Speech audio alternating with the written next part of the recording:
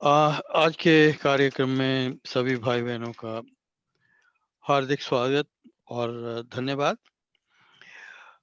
जैसे आप जानते हैं कि हम श्री अमृतवाणी की चर्चा कर रहे हैं। हमने पिछले सप्ताह 35वें पद तक चर्चा की थी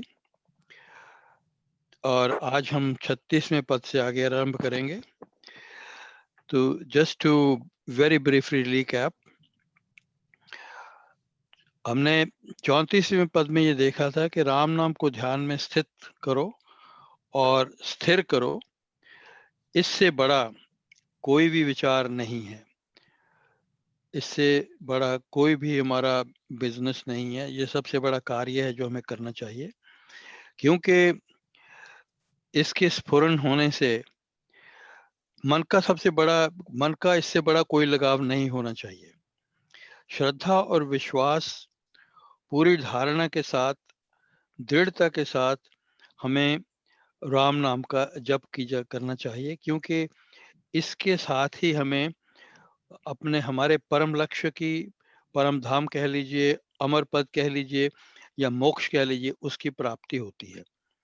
तो ये हमारे लिए वही, ये हमारी जो जो हमारी गति है, जो हमारा लक्ष्य है, जहां हम जाना चाहते हैं, eventually where where everybody would end up, उसकी प्राप्ति का बहुत अभीष्ट, या मैं तो यहाँ तक कहूँगा कि एकमात्र साधन है राम नाम।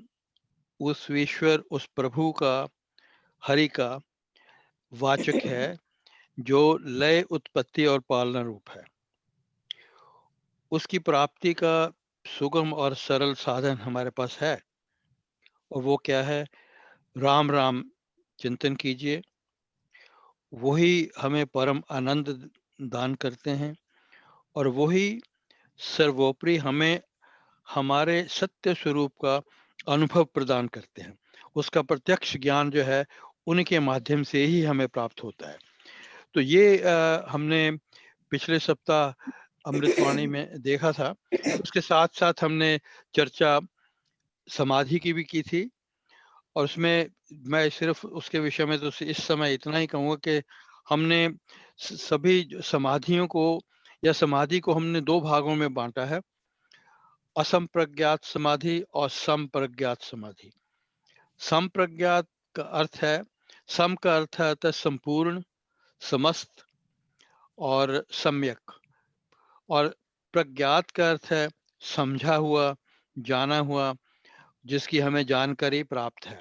तो मतलब कि जब हम किसी विषय के ऊपर ध्यान टिकाते हैं, तो उस विषय के जो जो हमारे सामने विषय होता है, उसका ज्ञान हमें संपूर्ण रूप से समाधि की अवस्था में प्राप्त हो जाता है।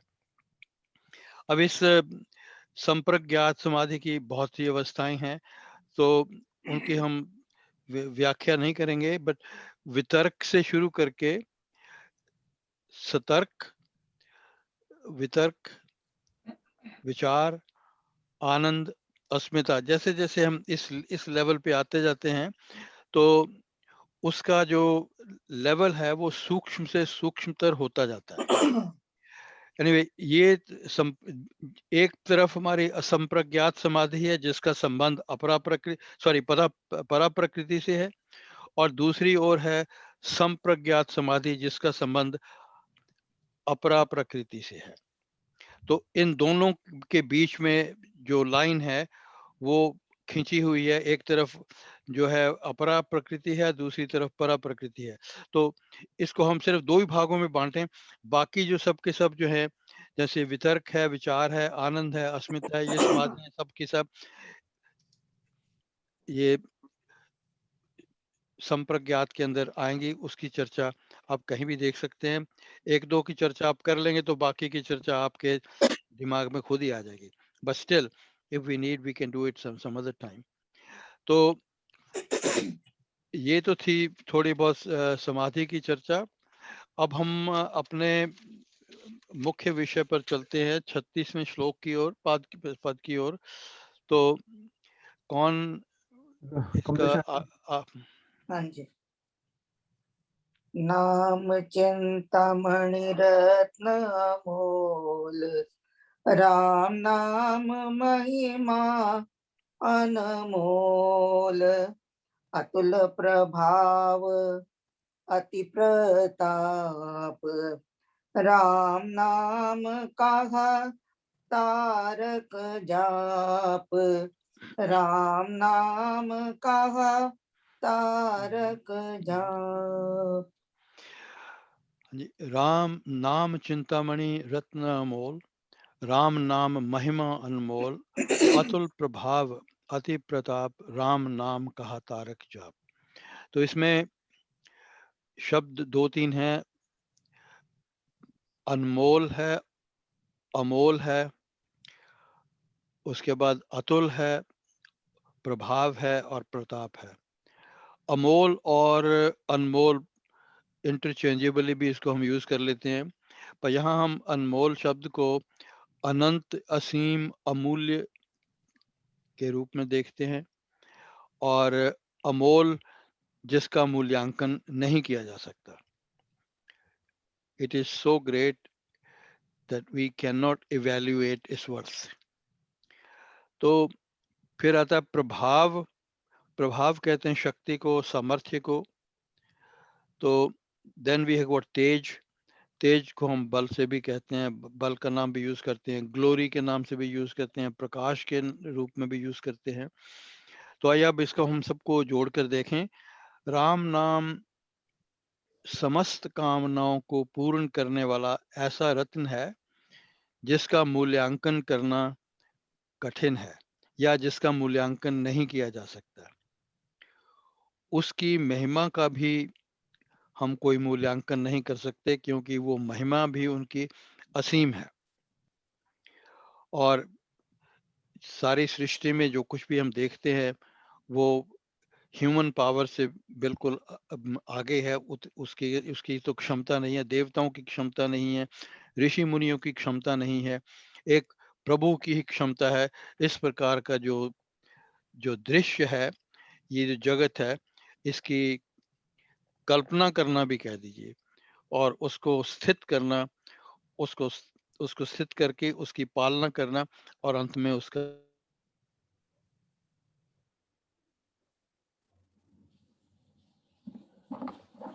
केवल जी लगाने में राम नाम जप का प्रभाव जो है वो अनुपम है, अतुल्य है। और इसका तेज जो है, राम नाम का तेज अपरिमित है। राम नाम का जाप मनुष्य को जन्म मरण के बंधन से मुक्तिदायक है, मुक्ति देने वाला है। मतलब कि ये व्यक्ति को मोक्ष प्राप्ति का साधन है।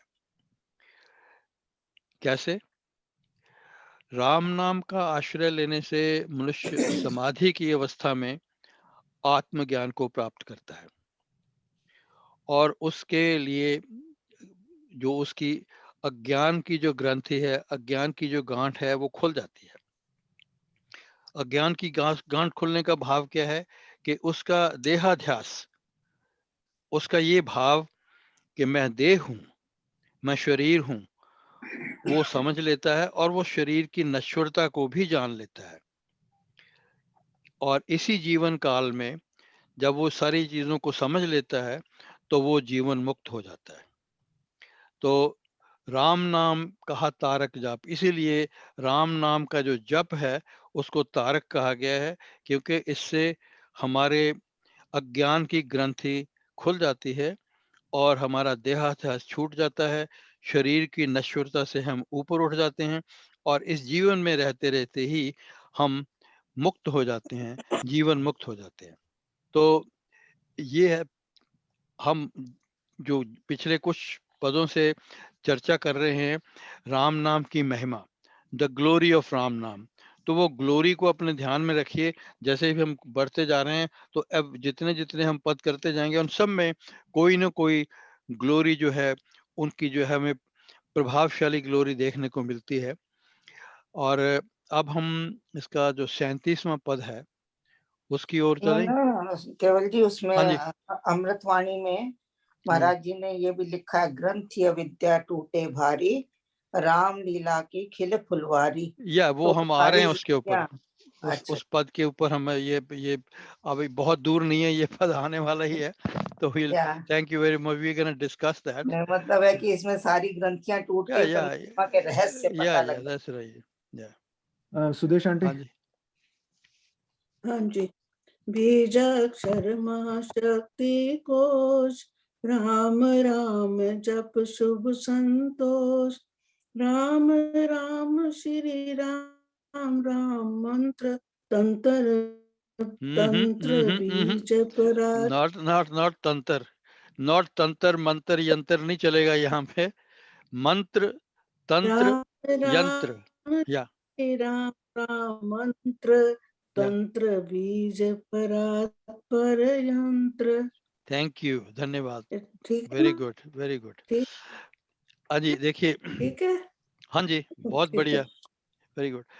तो बीज अक्षर महाशक्ति कोश, राम राम जप शुभ संतोष, राम राम श्री राम राम मंत्र, तंत्र बीज परात पर यंत्र।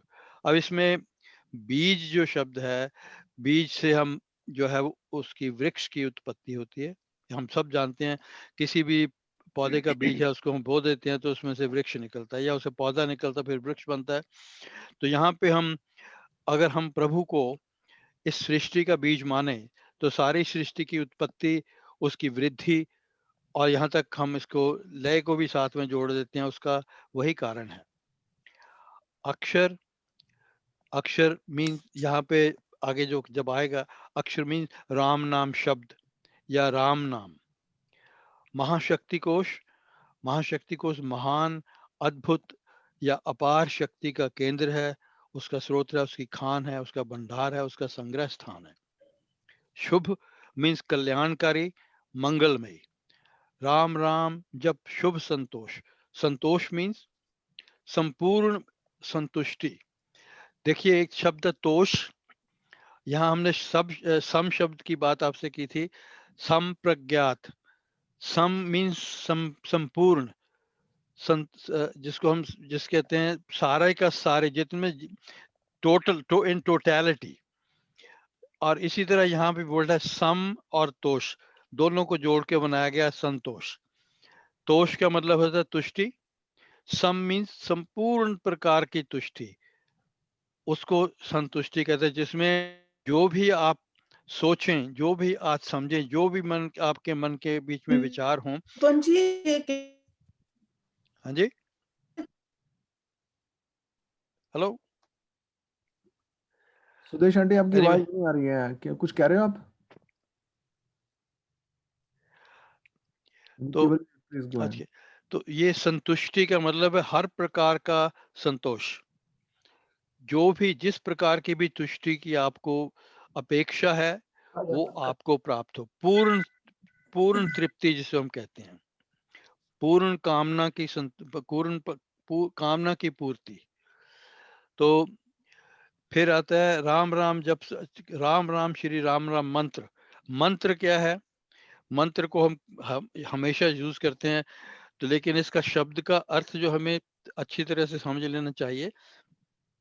एक्सक्यूज मी, ये जो शब्द है ये वेदों में प्रारंभ में आया। इसको, इसका अर्थ क्या है? ये शब्द या वाक्य जिसे गाकर, बोलकर या लिखकर, तीनों चीजें हैं, लिखकर, गाकर और बोलकर देव शक्ति का आवाहन किया जाता है। देव शक्ति में डिवाइन पावर कोई भी हो, हम प्रभु राम के को का आवाहन करें, या ओम का आवाहन करें, या हम किसी देवी देवता का आवाहन करें, वो उन शब्दों को, उन वाक्यों को, उनको हम जब लिख कर, गाकर या बोलते हैं, उसको हम कहते हैं मंत्र। तो ये मंत्र जो हैं, अगर हम ऋग्वेद में जाएं तो ये मंत्र जो है वो पोएट्री में, तो पद्य में गाया जाता है। अगर हम यजुर्वेद में जाएं तो ये जो मंत्र हैं, ये राम नाम के मंत्र कह लीजिए, कोई भी मंत्र कह लीजिए, इनको प्रोस के रूप में, गद्य के रूप में कहा जाता है। और जब हम सामवेद में आते हैं तो छंद के रूप में इंस्ट्रूमेंट के साथ गाया जाता है। anyway, so ये तो था little bit मंत्र। मंत्र का अर्थ ये भी है बुलाना, मुक्त करना, मोहित करना, संबोधित करना। तो आपको आप now you have to figure out कि यहाँ पे कौन सा मंत्र, कौन सा शब्द जो है वो उपयुक्त होगा। तंत्र, तंत्र कहते हैं तागा, धागा जिसको हम कहते हैं, थ्रेड। इस थ्रेड का क्या अर्थ है? इस थ्रेड का अर्थ है वो कर्म कांड पद्धति जिसके अंदर जप, सिमरन, ध्यान, गायन की प्रक्रियाएं इत्यादि सम्मिलित हैं। जो तंत्र विद्या के अंदर जो मंत्र हैं, जो गायन किया जाता है, सिमरन किया जाता है, ध्यान किया जाता है, तो ये सब के सब तंत्र विद्या की पद्धति के अनुसार हैं, आते हैं। तो तंत्र को वैसे ताना बाना भी कहते हैं, उसको औषधि भी कहते हैं, उसको नियम भी कहते हैं, उसको शास्त्र भी कहते हैं। लेकिन यहाँ पे जो जिसका भाव है वो है कर्म कांड पद्धति, जो जुड़ी, जिसके अंदर सिमरन, ध्यान, जप और गायन इत्यादि की क्रियाएं सम्मिलित हैं। परात्पर मीन्स सर्वश्रेष्ठ, सर्व उत्कृष्ट, सर्वोपरि, द बेस्ट ऑफ ऑल। यंत्र, यंत्र कहते हैं मशीन को, उपकरण जिसको हम हिंदी में कहते हैं, और साथ ही इसके लिए हम साधन को भी हम यंत्र बोलते हैं, सहारे को भी यंत्र बोलते हैं, किसी भी बात को नियंत्रण में लाने की विधि को भी यंत्र कहा जाता है। तो जैसे आपके दरवाजे की सिटकनी है, उसको बंद करना दरवाजे को, वो भी यंत्र है। तो यहाँ पे हम सिर्फ एक उपकरण का शब्द जो है उपयोग करेंगे। और साथ साथ ये भी मैं कह दूं, हम उस यंत्र को प्रतिदिन राम शरण में अपने घरों में अमृतवाणी गायन के समय उपयोग में लाते हैं। तो आप मुझे बताइए वो यंत्र कौन सा हो सकता है? ओके, मैं बता देता हूँ। हाँ जी, मन, राम नाम मन का, से। राम नाम। ओके, और ये सब ठीक है। यहाँ पे मैं मंत्र की बात कर, यंत्र की बात कर, सॉरी, यंत्र की बात कर रहा हूँ। अधिष्ठान, आसन कहते हैं उसको, पद भी कहते हैं, आधार भी कहते हैं, सीट भी कहते हैं, नियंत्रण शक्ति भी कहते हैं, आशीर्वाद भी कहते हैं। कोई भी यहाँ पे आसन और पद जो शब्दों को हम योग करते हैं, आधार शब्द भी हम यूज कर सकते हैं। तो यंत्र के बहुत से अर्थ हैं। तो ये जो हमारा ये जो अधिष्ठान है, ये भी एक यंत्र है हमारे लिए, उस तक पहुंचने का एक माध्यम है, उसको भी हम अभी देखते हैं। तो ये थे, ये तो हो गए सब शब्दों के अर्थ, आपको थोड़ा पता लग गया।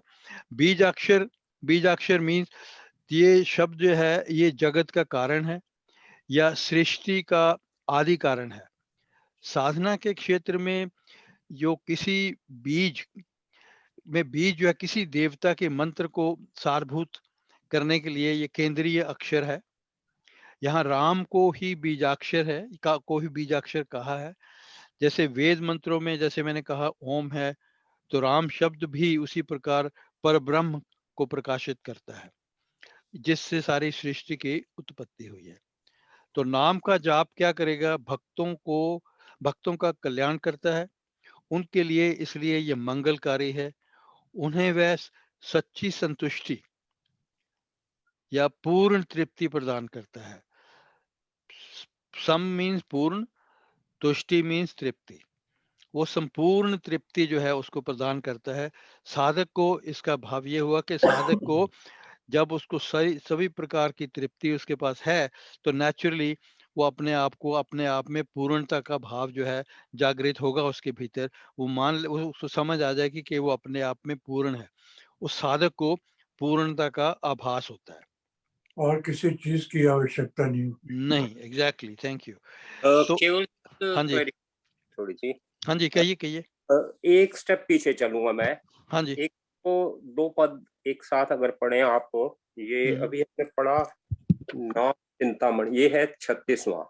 हाँ जी, और उससे पहले पढ़ा था 33वें की सेकंड लाइन, हरे सब आधि व्याधि उपाधि। या इसको मैं थोड़ा सा आई वांट टू रीइंफोर्स और कंफर्म करना चाहता हूँ कि मैं ठीक मीनिंग में ले रहा हूँ कि नहीं। हाँ जी, कहा था ना आधि व्याधि उपाधि, इसे जरा उल्टे तरीके से ले। उपाधि होती है जैसे आपने रैंक बताया, Yeah, कोई that's right. कुछ Yeah. भी है, Yeah. आपने बताया बाप है Yeah. बेटा कोई है, Yeah. Yeah. तो उपाधियों से एक स्टेज के बाद छुट्टी मिल जाती। जैसे कोई भी ले लो, व्हाइट हाउस नहीं छोड़ता डोनाल्ड ट्रंप, हाँ जी। ना करने की जिद में बंदे 6 मरवा दिए। तो उपाधियां एक स्टेज पे तो छूट ही जाती हैं। 60 साल के बाद वो कह ही देते हैं घर बैठो भाई, बुढ़े हो तुम, किसी काम के रहे नहीं। अब उपाधियां कुछ तो वक्त ही खत्म कर देता है। अच्छा, कुछ समझ ही लेना चाहिए कि ये नश्वर है। पीछे चले सेकंड बेस्ट पे, बेस्ट तो नहीं, सेकंड पे व्याधि। व्याधि का मतलब है कि फिजिकल बॉडी। तो फिजिकल का मतलब ये हुआ कि बंदे को पता ही है कि 60 साल के बाद बोनस की उम्र है, तैयार ही है, कोई तैयारी करनी नहीं, ना टैची, ना वीजा, ना टिकट, ना कुछ, बस तैयार ही रहो ना, जो विल खत्म करो। और उससे पहले आ जाती है आधी।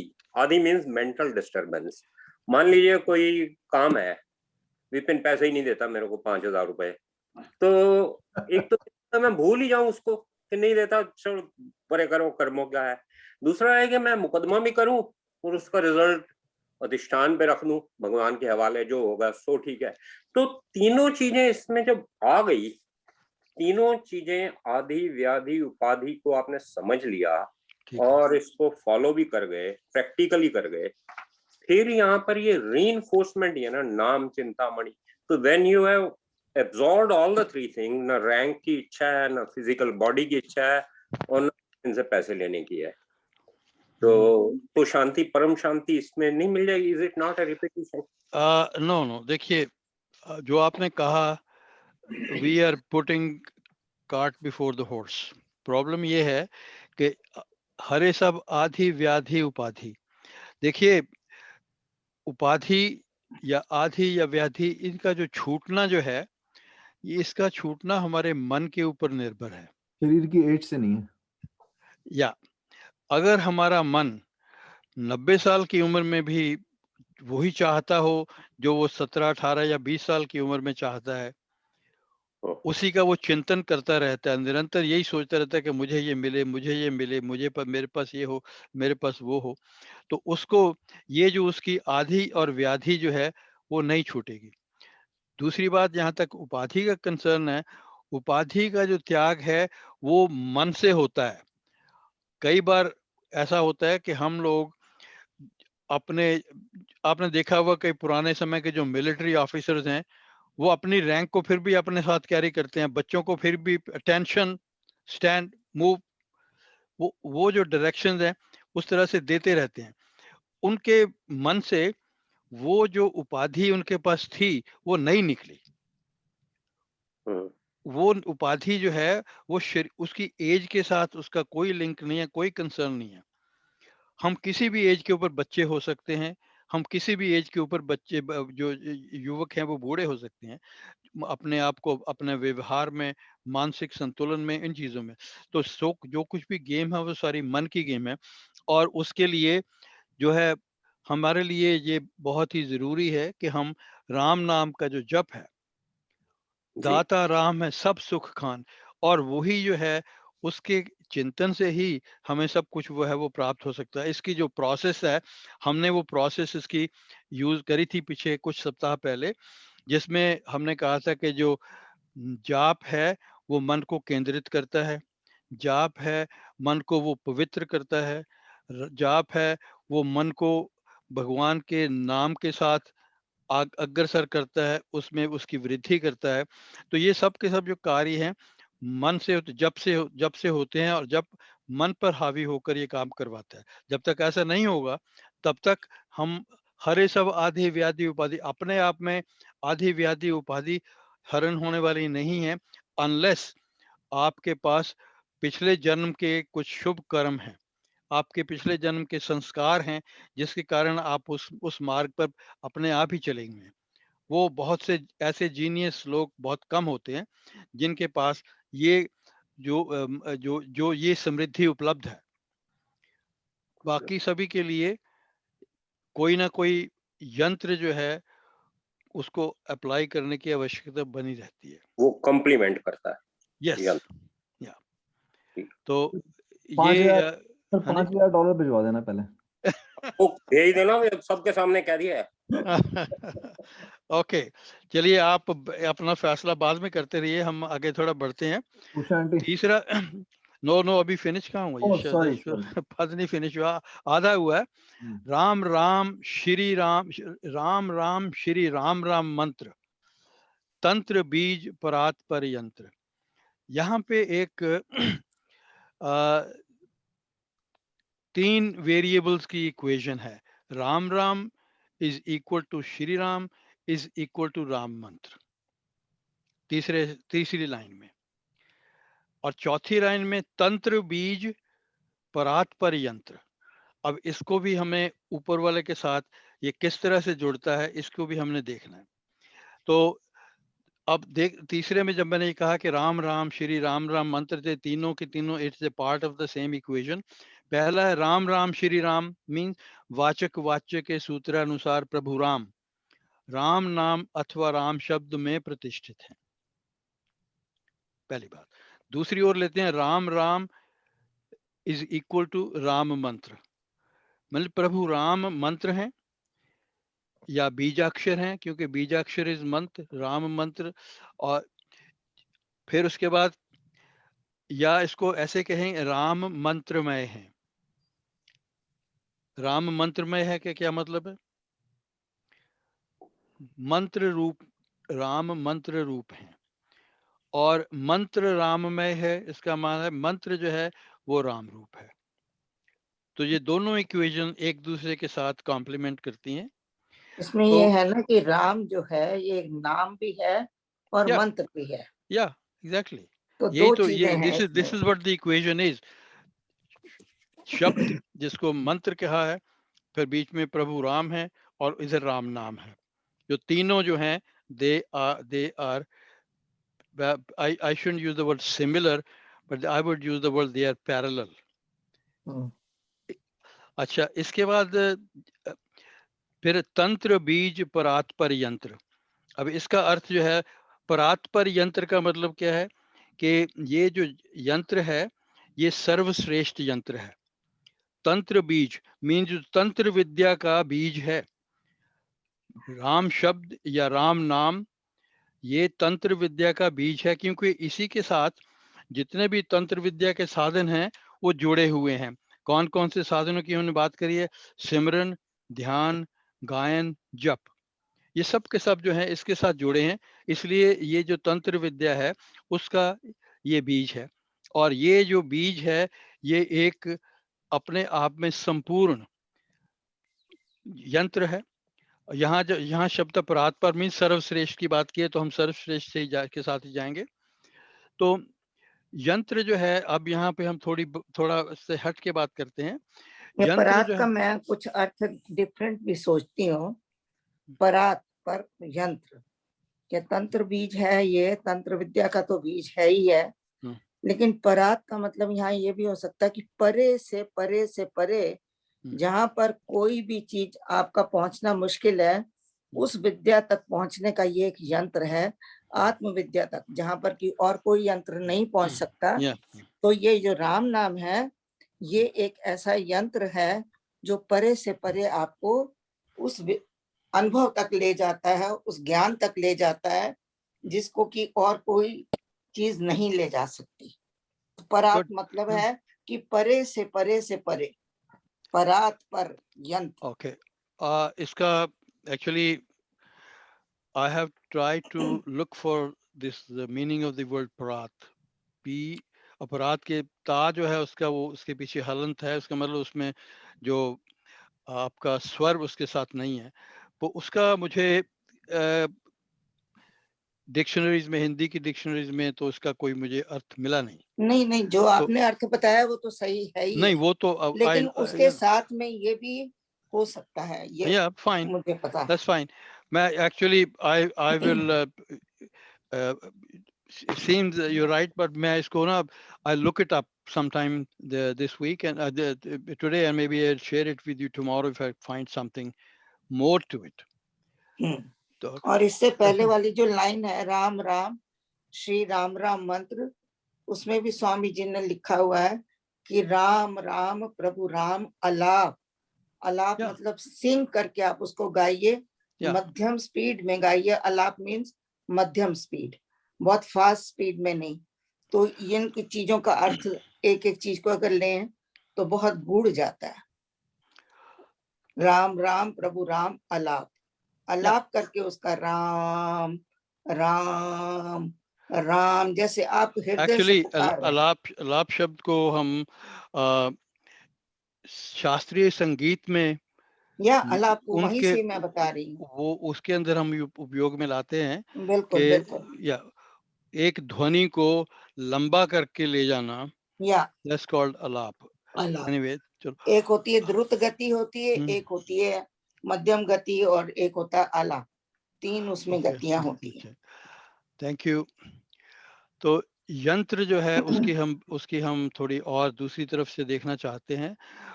उपासना में जो साकार की साधना करते हैं, उपासना में प्राय मूर्तियां प्रभु के विग्रह स्वरूप का चिन्ह होती हैं। आप उसके अंदर मूर्तियों में देखेंगे रामचंद्र जी या कृष्ण भगवान या और देवी देवता जो हैं, उनके विग्रह स्वरूप यानी कि उनके संपूर्ण स्वरूप को वो प्रकट करती हैं।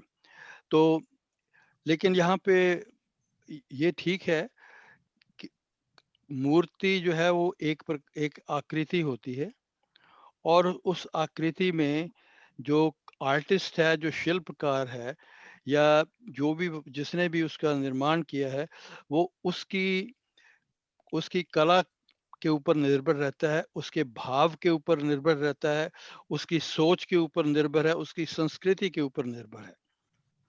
क्योंकि अगर हम लेट्स से भगवान श्री रामचंद्र की मूर्ति बनवाते हैं एक आदमी से जो चाइना में रहता है, तो उसके अंदर, क्योंकि he is in that atmosphere, in that environment, वो नाक जो है थोड़ी चपटी रखेगा।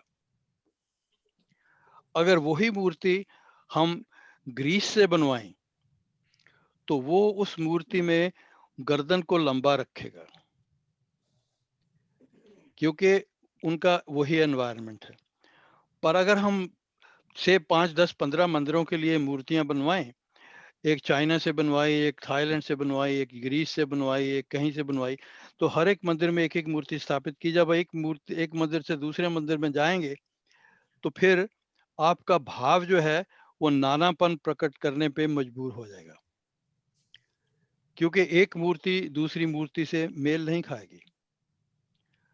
तो अतः स्वामी जी ने कहा कि राम अपने, जब उन्होंने उन्हें ये राम नाम जो है वो प्राप्त हुआ, तो उन्होंने वाचक में प्रभु राम को प्रतिष्ठित किया, राम नाम मंत्र में प्रतिष्ठित कर दिया प्रभु राम को। तो ये जो मंत्र है, इसीलिए इसको परात्पर यंत्र कहा जाता है, सर्वश्रेष्ठ यंत्र है, क्योंकि इसमें हमारे प्रभु राम अपने नाम में अधिष्ठान रूप में उसकी मूर्ति में प्रतिष्ठित हैं। तो राम शब्द की उपासना वही राम की उपासना है। अब शब्द की अनुभूति अब अगले पद में देखेंगे, उससे कुंडलिनी को जागृत करती है, और उससे जागृत करने से क्या होगा ये हम अगले पद में देखेंगे। लेकिन यहाँ पे ये कहना आवश्यक है कि ध्यान केंद्रित करने के लिए उस एक अखंड परमात्मा के सत्य स्वरूप को अपने हृदय में उतारने के लिए हमें अधिष्ठान की आवश्यकता पड़ती है, चाहे वो आरंभिक रूप में हो, चाहे वो कभी भी हो। एक बिगनर जो है, एक जो नॉविस या फ्लैजलिंग साधक है, जो नया साधक है, उसके लिए ये आवश्यक है। तो इसलिए ये इसको हम शब्द का चिन्ह, राम शब्द का चिन्ह इसको मानते हैं। इसका अधिष्ठान आपने देखा है कि बहुत ही सुंदर आकर्षक सूर्यकार रंगीन प्रतिमा है, उसके बीच में प्रभु राम का जो नाम है वो सुशोभित है। तो इसी बात को स्वामी जी और आगे बढ़ाते हैं, जो हमारे पास है 88 और 89, तो उसमें 88 में क्या कहते हैं, हृदय राम नाम से भरिए, संचय राम नाम धन करिए, घट में नाम मूर्ति धरिए, पूजा अंतर्मुख हो करिए। तो घट में नाम मूर्ति धरिए कि जो नाम की मूर्ति है अपने अंतरात्मा में प्रतिष्ठित कीजिए, भीतर की ओर मुड़कर पूजन उपासना कीजिए, हृदय को राम नाम की ज्योति जलाकर उसके अंदर राम नाम का जो धन है वो संचित कीजिए। फिर उसके अगले पद में वो कहते हैं, आंखें मूंद के सुनिए सितार, राम राम सुमधुर झंकार, उसमें मन का मेल मिलाओ, राम नाम सुर में ही समाओ। तो ये यहाँ पे अधिष्ठान रूपी मूर्ति का जो सदुपयोग है अपने ध्यान के लिए, उसकी प्राप्ति के लिए, उसके विषय में ये 2 पद उन्होंने लिखे। आंखें मूंदिए और आपको अपने भीतर उस सुंदर मूर्ति में राम नाम की मधुर ध्वनियां झंकृत करती हुई सुनाई देगी। ऐसा लगेगा मानो सितार के तारों से संगीत फूट रहा है। राम नाम के मनोमोहक स्वर में अपनी सुरती को ध्यान में टिका दो और अपनी संपूर्ण चेतना को उसमें लीन कर दो। तो उसमें ये जो यंत्र जिसकी हमने बात की है, अधिष्ठान, उसका एक बहुत ही महत्वपूर्ण उसकी भूमिका है जो हमें भूलनी नहीं चाहिए, और उसको भी उतना ही आदर सम्मान देने की आवश्यकता है जितना कि हम प्रभु राम या उनके नाम को देते हैं। तो ये थी इसकी पद की जो चर्चा जो हमने अभी देखा। इसमें एक बात जो है, संतुष्टि की बात आ रही थी, शांति की बात आ रही थी। तो उसका वो हमें किस प्रकार, सच्ची संतुष्टि हमें राम नाम से ही प्राप्त होती है। यानी कि भक्तों का कल्याण जो है जप में है और उनके लिए मंगलमयी है। सच्ची संतुष्टि इसी से हमें प्राप्त होती है, राम नाम से ही प्राप्त होती है। वही हमें तृप्त करता है, वही हमें पूर्णता का आभास दिलाता है।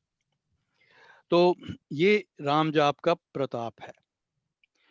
तो भगवान श्री राम स्वयं ही मंत्रमय है, जैसे मैंने कहा वो राम मंत्र है।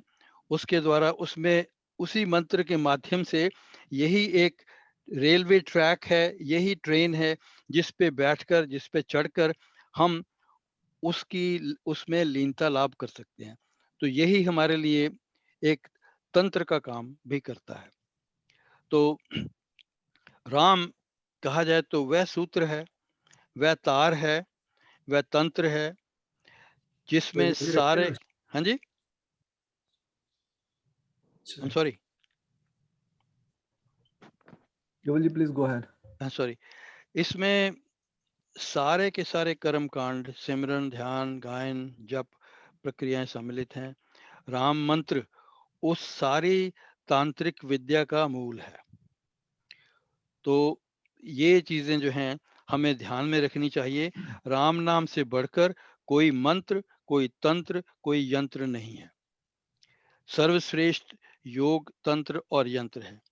तो उसके लिए अगर हम इसका उपयोग करें तो ये जो विद्या स्वामी जी को प्रभु राम के द्वार से प्राप्त हुई है, वो हमें भी स्वामी जी के माध्यम से, उनकी कृपा से हमें भी प्राप्त हो सकती है। ये बात असंभव नहीं। तो हमको यहीं पे हम आगे आगे पद की ओर लेते हैं। मैं I had few more things to say about the शब्द, but I think I am gonna leave it for now. तो शब्द की चर्चा हम फिर किसी और समय करेंगे। तो अब हम इस राम नाम की महिमा को हम थोड़ा और आगे बढ़ाते हैं। तो आइए अब हम इसके बाद अगला पद जो है, who is gonna do the next one?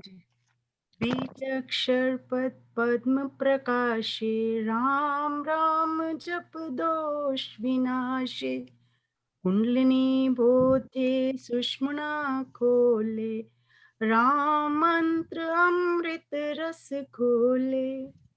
हाँ जी, अब यहाँ पे बीजाक्षर पद पद्म प्रकाशे, तो पद्म प्रकाश जो है इसकी हमने एक पूरा सेशन जो है वो हमारा जो विक्टोरिया डे का जो 4 दिन का सत्संग होगा उसमें हम उसको विद पिक्चर्स, विद विजुअल्स आपके सामने प्रेजेंट करेंगे। तो इसको हम इसकी जो घनिष्ठ चर्चा उसके उस समय के लिए हम छोड़ेंगे, but still we can deal with it. तो बीज अक्षर पद पद्म प्रकाशे, पद कहते हैं दोष, पद के दो अर्थ हैं। स्वामी जी ने यहाँ एक चीज आपने शायद नोट नहीं की, एक एक एक एक शब्द को यूज करके एक तीर से दो दो निशाने उन्होंने कई जगह पे लगाए हैं। एक ही शब्द से उसके डुअल मीनिंग लिया है। हम इसमें दो तीन शब्द ऐसे हैं, वो आपके सामने रखूंगा तो आपको याद हो, आज you will understand what I mean. बीजाक्षर पद, पद कहते हैं शब्द को और पद कहते हैं पीछे चलने को, शब्द का अनुसरण करना, उसको अपनाना। पद्म, पद्म कहते हैं कमल को, और शक्ति केंद्र को कहते हैं, चक्र को कहते हैं। उसके बाद राम राम जप दोष विनाशे, राम राम जप दोषों का विनाश करता है। कुंडलिनी, कुंडलिनी बोधे सुषुम्ना, the word is Sushumna, this is not Sushmana but the word is शु, फिर पेट फटे वाला शा उ, फिर आधा माँ और ना, नॉट ता था धाना नहीं, टा ठा डा ढा ना वाला। बीज अक्षर पद पद्म प्रकाशे, राम राम जप दोष विनाशे, कुंडलिनी बोधे सुषुम्ना खोले, राम मंत्र अमृत रस घोले। तो बीज अक्षर हम इसको पहले देख चुके हैं कि जो सृष्टि है उसकी उत्पत्ति शब्द से हुई है, सृष्टि का मूल है, और उसकी उत्पत्ति समृद्धि का कारण है, शब्द है। राम मंत्र बीज मंत्र ही है, जो जिसके कारण सब कुछ हुआ है। पद शब्द जिसका अनुसरण करना हमें चाहिए। और अगर आपको याद होगा अमृतवाणी के पहले पद में ही ये जो वर्ड है रामामृत पद, रामामृत पद, मृत पद, हाँ, पद का अर्थ वहां पे क्या है? पद का अर्थ वहां पे है शब्द। तो ये आपको इनको अपने भूलना नहीं चाहिए, आप you should try to remember, क्योंकि अगर आप इन बातों को याद रखेंगे तो आपको अमृतवाणी में और समझने में और बैन गाने में और आनंद आएगा। तो इसके बाद आया है कुंडलिनी बोधे सुषुम्ना खोले, इसकी हम बात करते हैं अभी। राम मंत्र अमृत रस घोले, तो राम मंत्र जो है वो हमें अमृत ही अमृत कर देता है। तो हमारे पास 5 शरीर हैं, स्थूल शरीर, फिर उसके बाद मनोमय, मनोमय, विज्ञानमय और विज्ञानमय और आनंदमय। बेसिकली 2 हैं, एक है स्थूल शरीर और दूसरा है सूक्ष्म शरीर। अब सूक्ष्म शरीर जो है उसके अंदर 4 हैं, कोश हैं, प्राणमय, मनोमय, विज्ञानमय और आनंदमय।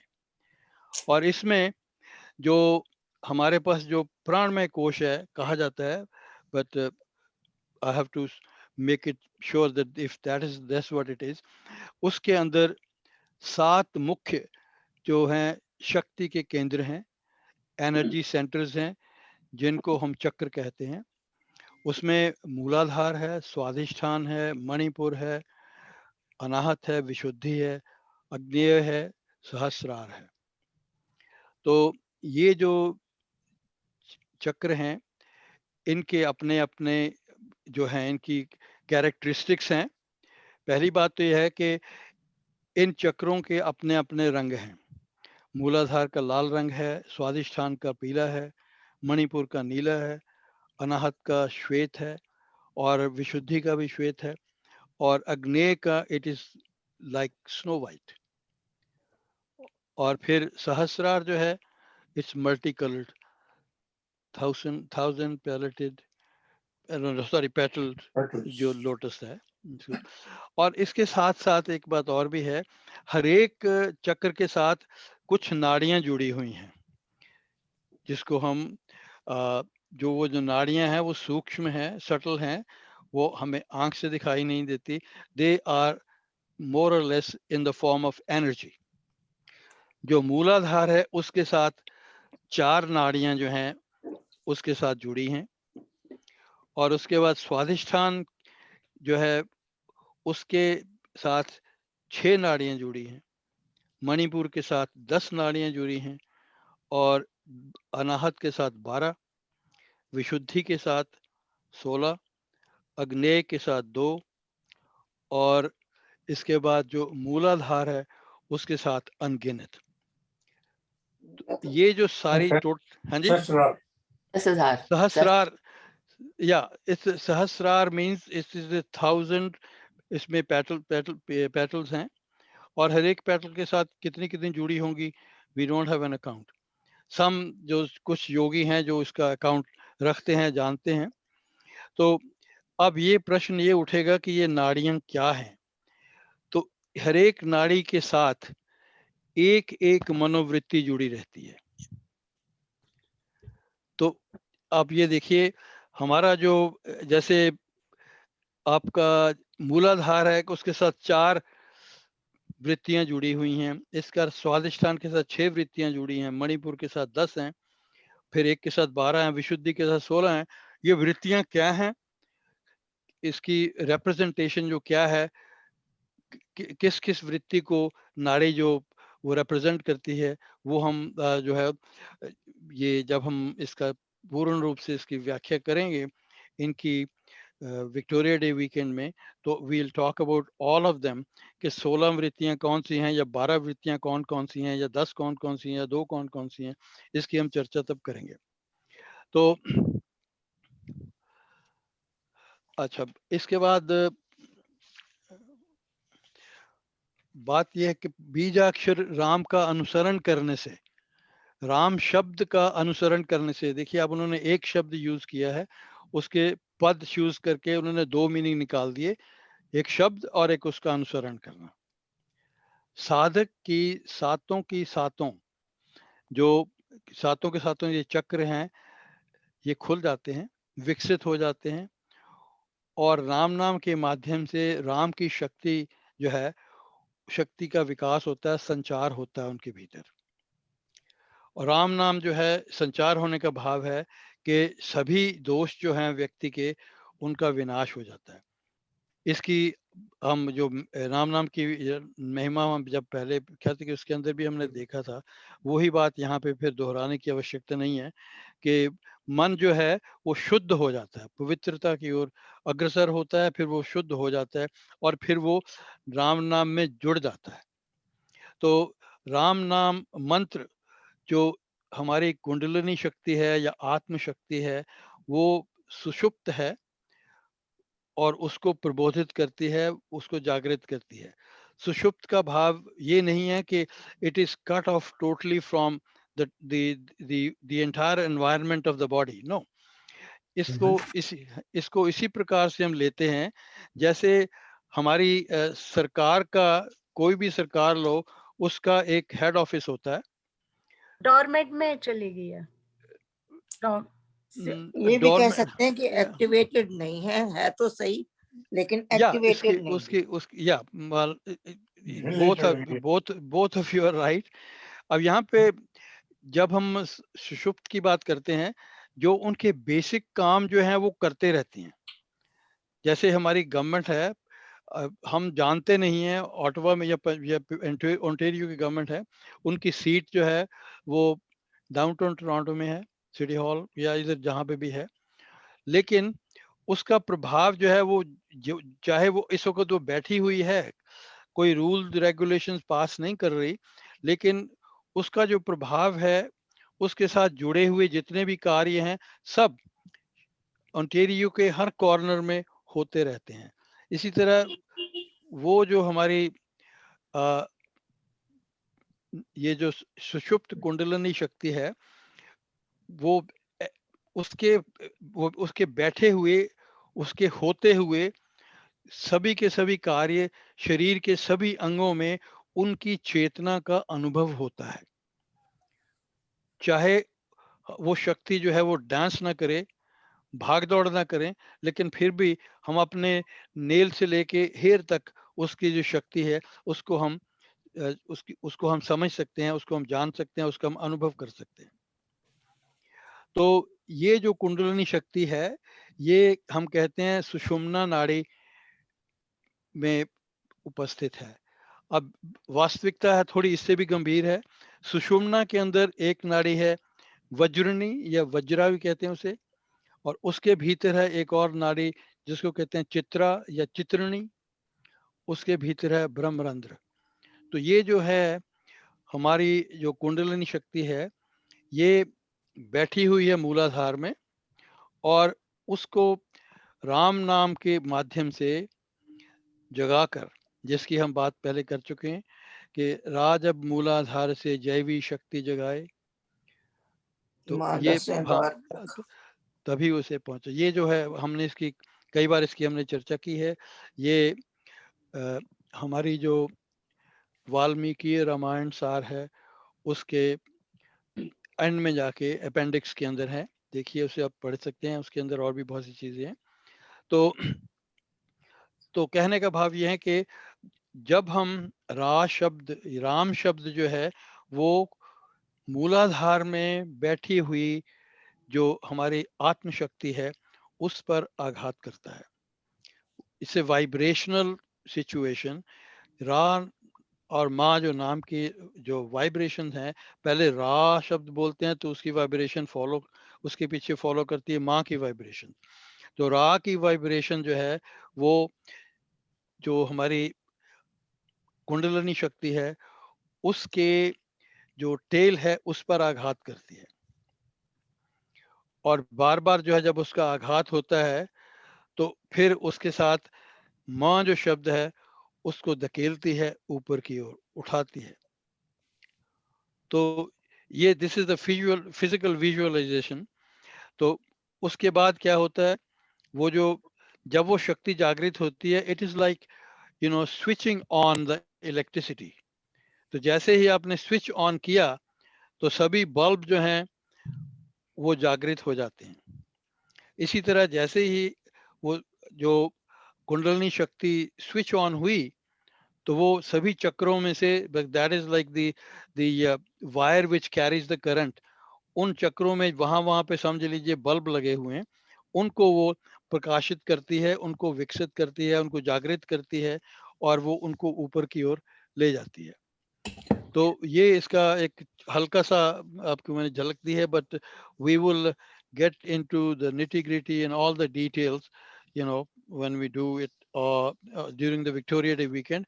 And please make sure that you are available for that particular, not that we shouldn't be available for the rest of the days. Now, हर रोज आपको सत्संग में भाग एक्सक्यूज मी लेना चाहिए, पर वो उसके लिए हमें एक 1.5 घंटे का जो सेशन है, we'll keep that session. मैं विपिन जी से अनुरोध करूंगा कि 1.5 घंटे का सेशन हमारे लिए रख दें।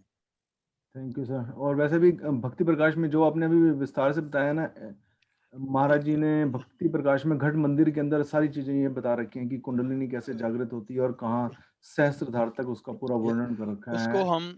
उसको हम ये हमारे ये जो पद हैं अमृतवाणी से, भक्ति प्रकाश से, भक्ति प्रकाश में आत्मिक भावनाएं उनके अंदर भी चर्चा है, और इन सभी जगह से एकत्रित करके we'll bring all of them together. क्योंकि भक्ति प्रकाश में से आत्मिक भावनाएं, I remember we had done it, और इसमें अपने श्री अमृतवाणी में भी ये बात आई है, तो हम सबको एकत्रित करके we'll put everything in proper perspective, तो ताकि हमें इन बातों को विजुअली हम फील करें, समझें, so that it won't be forgotten then.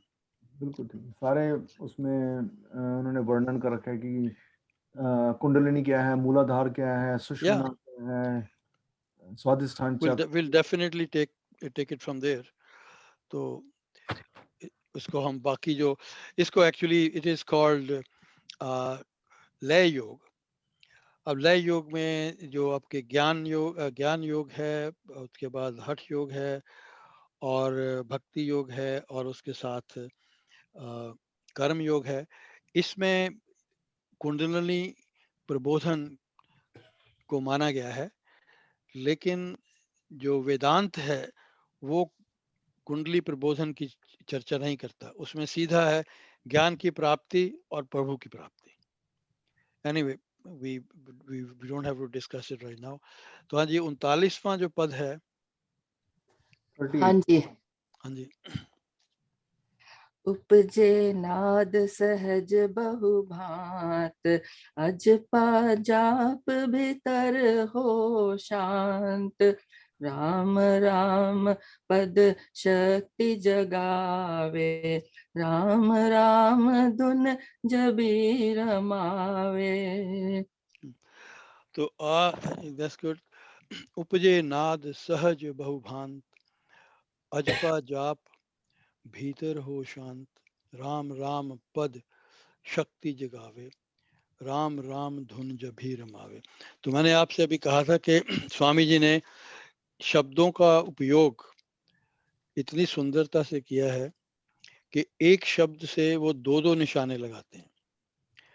अब पहले लाइन पे आता है उपजे नाद सहज बहुभांत।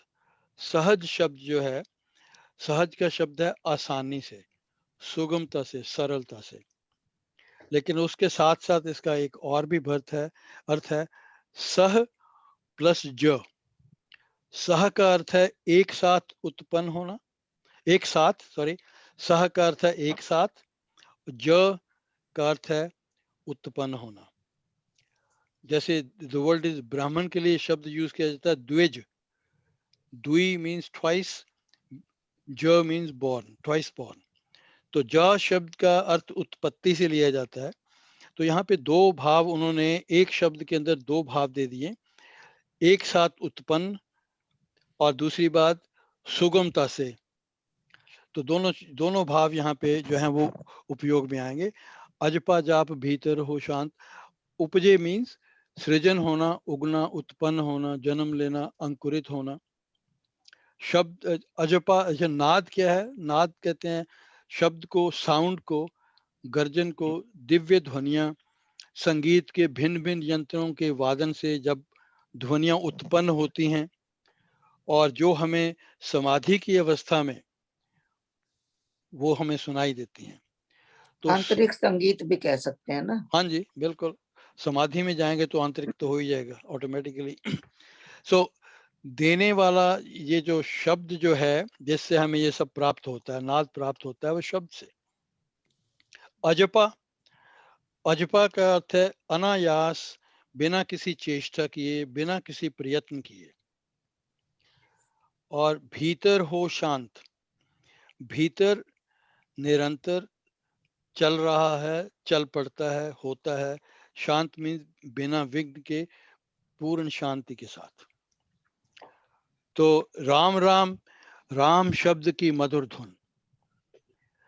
और शांत पद का अर्थ ये भी तो ले सकते हैं कि अंदर में होते होते वो बिल्कुल शांत अवस्था में ही पहुंच जाता है, जब आपको पता भी नहीं चलता कि चल रहा है। अजपा actually I was gonna come to that. या अजपा जाप का अर्थ ही यही है, जिसे हमें जैसे एक हाथ को दूसरे हाथ का पता नहीं चलता, तो वो जो अनायास, किसी चेष्टा के बिना, किसी चीज को डिस्टर्ब किए बिना, मन को डिस्टर्ब किए बिना, तो ऑब्वियसली जब मन जो है वो समता में रहता है तो ऑब्वियसली इट वुड बी शांत।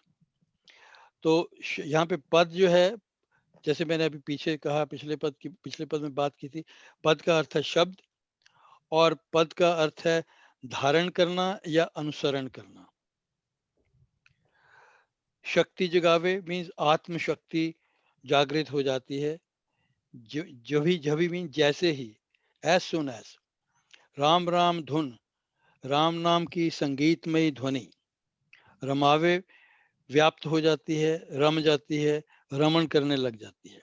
तो ये तो हुए शब्दों के अर्थ। अब हम इसको सबको अगर मिलाएं तो क्या होता है, योग के भिन्न भिन्न जो द्वार हैं वो खुलते हैं। किस तरह से? साधक आत्मज्ञान पाकर स्वयं को शरीर से भिन्न देखता है। इस अशरीर अवस्था में उसके अपने भीतर नाना प्रकार के नादों का सृजन बिना किसी परिश्रम के सहज ही मीन्स एक साथ उत्पन्न होता है। कभी वीणा, कभी स्तार, कभी बादलों की गर्जन, कभी मृदंग, कभी बांसुरी ये सब सुनाई देते हैं। साधक के भीतर ये अनायास राम नाम का जो जाप है अपने आप उसके हृदय में प्रारंभ हो जाता है। ये शांतमयी जाप उसके भीतर को भी शांति प्रदान करता है। तो यहाँ ये जो नाद है, it is accompanied by the music, वो भी दिव्य संगीत के साथ जो नाद जो है वो प्रकट होते हैं। अब हम में से I haven't experienced it yet, so but आप में से अगर किसी ने एक्सपीरियंस किया है, please share your experiences with us some time, या विक्टोरिया डे वीकेंड पे आप शेयर कीजिए। वैसे कहते इस तो हैं कि एक्सपीरियंस शेयर नहीं करने चाहिए, नहीं वो बट ये पर अगर ऐसी बात नहीं है, मतलब एक्सपीरियंस शेयर करने का भाव, जैसे हमारे जो कुछ भी हमारे ये ग्रंथ हैं, जो भी प्रभु राम के विषय में जो उनके गुणों की चर्चा है, वो भी एक्सपीरियंसेस हैं जो किसी ऋषि मुनि ने जो है वो जो अनुभव किए हैं। या तो वो उन्होंने भी तो किसी ना किसी माध्यम से लोगों के साथ, बाकी ऋषि मुनियों के साथ, जनसाधारण के साथ जो है वो बांटे हैं। मेरे Anyway, ख्याल से तो yeah, एक्सपीरियंस तो कईयों को हुए होंगे, yeah, पर लोग जो है ना कई बार उनको इम्पोर्टेंस नहीं देते हैं, yeah, इसलिए वो उनको छोड़ देते हैं। But I have my own experience yeah, where I have heard that good, very या good. तो ये ऐसे ही है जैसे अजपा जाप जो है, कई भाई बहनों ने अनुभव किया होगा, चाहे 2 क्षणों के लिए किया हो, या चाहे 4 क्षणों के लिए किया हो। तो this is a, it is not just a possibility, it's a reality. Swami ji ने कहा है कि जब भी आपको कोई अच्छा अनुभव होए, उसे बार बार अपने मन में रिपीट करें और उसमें आनंद लें, ताकि वो आपके अंदर एक सक्रिय बना रहे। तो हम लोग क्या करते हैं कि जब कोई अच्छा एक्सपीरियंस होता है तो कह देते हैं कोई कोइंसिडेंस होगा, ये तो अचानक हो गया, इसका कोई अर्थ नहीं है, हम उसको नेग्लेक्ट कर देते हैं। तो या इसलिए वो आपके अंदर स्थायी भाव नहीं लेता। तो एक अगर उसकी आपके साथ कभी भी 2 क्षण के लिए भी कुछ अच्छा हुआ है, तो प्लीज उसे बार बार याद करें और उसको इम्पोर्टेंस दें। या वो ठीक है आपकी बात, लेकिन जब हम मान लीजिए किसी को कुछ क्षणों के लिए उसके भीतर अजपा जाप हुआ, जी तो एक बार हो गया, उसको आनंद आया, उसको इस बात की अनुभूति हुई कि हाँ ये अजपा जाप है। पर दूसरी बार अगर वो अजपा जाप अपने भीतर लाने के लिए कठिन प्रयत्न करता है, इट डजंट हैपन, नो, वो नहीं होगा। वो नहीं होगा। लेकिन आप उस अनुभूति को याद रखें या और उसको उस वक्त आपको जो अनुभव हुआ, जो सुख मिला, या उस सुख को बार बार अपने मन में या लें। तो उसको आप सरलता से अपने भीतर आनंद की अनुभूति करते हुए अपने भीतर उसे बसाइए, और बिल्कुल। Automatically it will happen. मैं हाँ जी, कहते हैं ना, विपिन जी कोई भी चीज कह को रहे बार थे। बार, किसी भी विचार को अगर आप बार बार लाते हो अपने मन में, तो वो एक पक्का होता जाता है और सक्रिय हो जाता है, तो वो या रूप धारण कर लेता है एक दैट्स राइट। समय में आकर। या वही जैसे दिस इज व्हाट वी से कि एक ही बात को अगर हम बार बार करते जाएं तो वो आदत बन जाती है, और आदत को जब हम बार बार दोहराते जाएं तो फिर वो व्यक्ति का स्वभाव बन जाता है। बिल्कुल। It is something like that. तो आप विपिन जी आप कुछ कह रहे थे, I am sorry, I think you got cut off in the middle. नहीं मैं कुछ नहीं कर रहा केवल। सो इस राम नाम के नाद का श्रवण और इसका अनुसरण उपासक या साधक में भजन, कीर्तन, भगवत गुणगान इत्यादि के अवतरण की शक्ति जगा देता है। ज्यों ही साधक की अंतरात्मा राम नाम की मधुर ध्वनि में झंकृत होती है, उसमें खो जाती है, त्यों ही उसमें भजन, कीर्तन, भगवत गुणगान की एक अद्भुत शक्ति, भजन कीर्तन की अद्भुत शक्ति जो है वो जग जाती है। ऐसी अवस्था में लोग संगीतज्ञ हो जाते हैं और उनके अंदर लिखने की जो है एक शक्ति जो है वो आ जाती है, और इन सब के माध्यम से वो ब्रह्म में लीनता लाभ लेता है। तो हमारी आध्यात्मिक उन्नति में नाम योग जो है उसका बहुत बड़ा जो है वो महत्व है, बहुत महत्वपूर्ण योगदान है, ये हमें कभी नहीं भूलना चाहिए। हाँ जी 11:13 हो गए केवल जी। आप जैसे कहेंगे मालिक, आप मालिक हैं, अगर आप कहेंगे तो हम आगे चलेंगे, नहीं कहेंगे तो हम यहीं पे ब्रेक लगा के गाड़ी रोक लेंगे। मेरे ख्याल 39 तक हमने कर लिए हैं, 40th जो है हम लोग फिर नेक्स्ट वीक कर लेते हैं। बिल्कुल जी, आप जोर से बोलिए ना, ऐसे क्यों बोल रहे हैं धीरे धीरे। Okay we leave it 30th 40th जो है, राम नाम जब जगे भंग, तो ये आगे फिर राम नाम की महिमा के बात में ही चल रही है। चेतन भाव जगे सुख संग, ग्रंथि विद्या टूटे भारी, राम लीला की खिले फुलवारी। तो ये पद जो है यहाँ से हम अगले सप्ताह लेंगे।